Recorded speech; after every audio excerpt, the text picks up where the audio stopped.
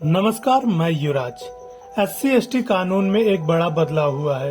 अब आसानी से अग्रिम जमानत नहीं मिलेगी। सुप्रीम कोर्ट ने SC/ST अत्याचार निवारण अधिनियम के तहत अग्रिम जमानत को लेकर एक अहम फैसला सुनाया है।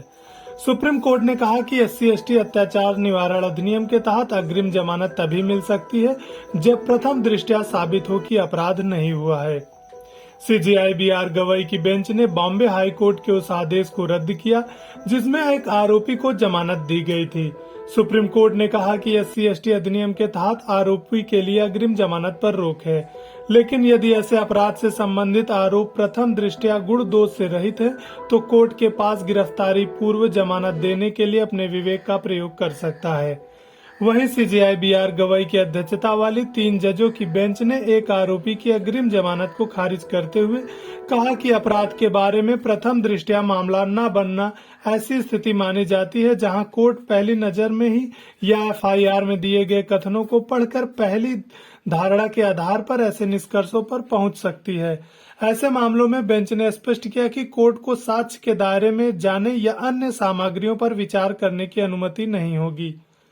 वहीं बेंच ने आगे कहा कि धारा 18 के प्रावधान के तहत बनाए गए प्रतिबंध को उस उद्देश्य और प्रयोजन के संदर्भ में देखा जाना चाहिए जिसके साथ संसद ने SC/ST एक्ट 1989 को अधिनियमित किया था। वहीं कोर्ट ने बताया कि वह SC/ST एक्ट अनुसूचित जातियों और अनुसूचित जनजातियों की सामाजिक आर्थिक स्थिति में सुधार लाने के उद्देश्य से लागू किया गया था। बेंच ने कहा कि SC/ST कानून यह सुनिश्चित करता है कि इन वर्गों से संबंधित लोगों को उनके नागरिक अधिकारों से वंचित नहीं किया जाए, उन्हें अपमान का सामना नहीं करना पड़े और उन्हें अपमान और उत्पीड़न से बचाया जाए। बेंच ने कहा कि एक सख्त प्रावधान प्रतीत होता है कि यह सामाजिक न्याय का लाभ उठाने के संवैधानिक विचार को प्रदर्शित करता है और अनुसूचित जातियों और अनुसूचित जनजाति समुदाय के लोगों के लिए समाज में अन्य वर्गों के समान ही सुनिश्चित करता है। सुप्रीम कोर्ट ने संबंधित मामलों में याचिकाकर्ता की तरफ से बॉम्बे हाई कोर्ट के आदेश के खिलाफ अपील को अनुमति दी।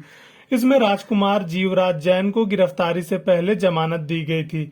वही मामले में शिकायतकर्ता ने आरोप लगाया था कि आरोपी ने सार्वजनिक रूप से उसको जाति सूचक गाली दी और अपमानित भी किया। सुप्रीम कोर्ट ने माना कि इस मामले में प्रथम दृष्टया SC/ST कानून के तहत मामला बनता है और कानून की धाराएं लागू हो रही है।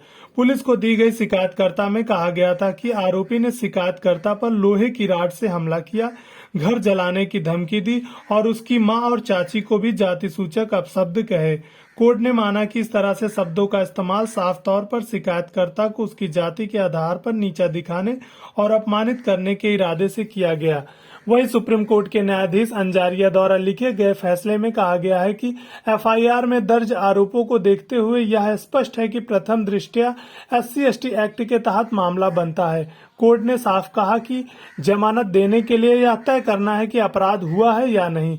इसके लिए कोर्ट कोई मिनी ट्रायल नहीं चला सकती। केवल FIR में दी गई शिकायत और बयान घटना का विवरण ही पर्याप्त माना जाएगा।